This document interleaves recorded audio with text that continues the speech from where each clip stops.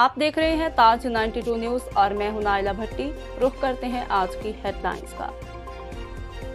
ताज media group के pattern of chief doctor पीर ताज जिलानी साहब को मुबारकबाद पेश करते हैं। ह्यूमन राइट्स प्रोटेक्शन मुहिब वतन ऑर्गेनाइजेशन के सालाना इलेक्शन में डॉक्टर पीर ताज जिलानी दिफाए पाकिस्तान विंग के सरबराह मुंतखब हो गए।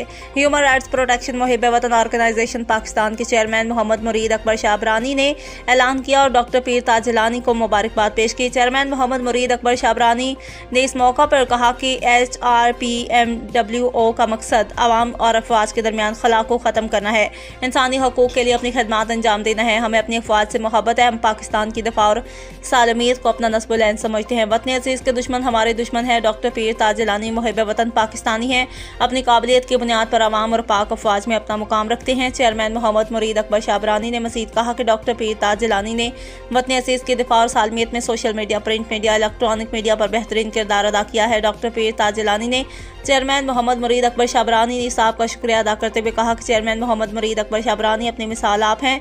पाकिस्तान के कौमी सलामती के इदारों और सियासी रहनुमाओं को चेयरमैन मोहम्मद मुरीद अकबर शाबरानी साहब को ह्यूमन राइट्स वफाकी वज़ीर मुकर्रर किया जाए।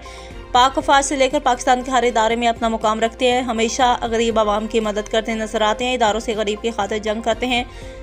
चारों सूबों की जंजीर है। डॉक्टर पीर ताज जिलानी ने 2023 के मुंतखब मेंबरान और अहदेदारों को मुबारकबाद पेश की और कहा कि हम पाकिस्तान की दिफा और सालमियत में अपनी पाक अफवाज की शाना बिशाना खड़े हैं, क्योंकि हम शहादत के जज्बा से सरशार हैं।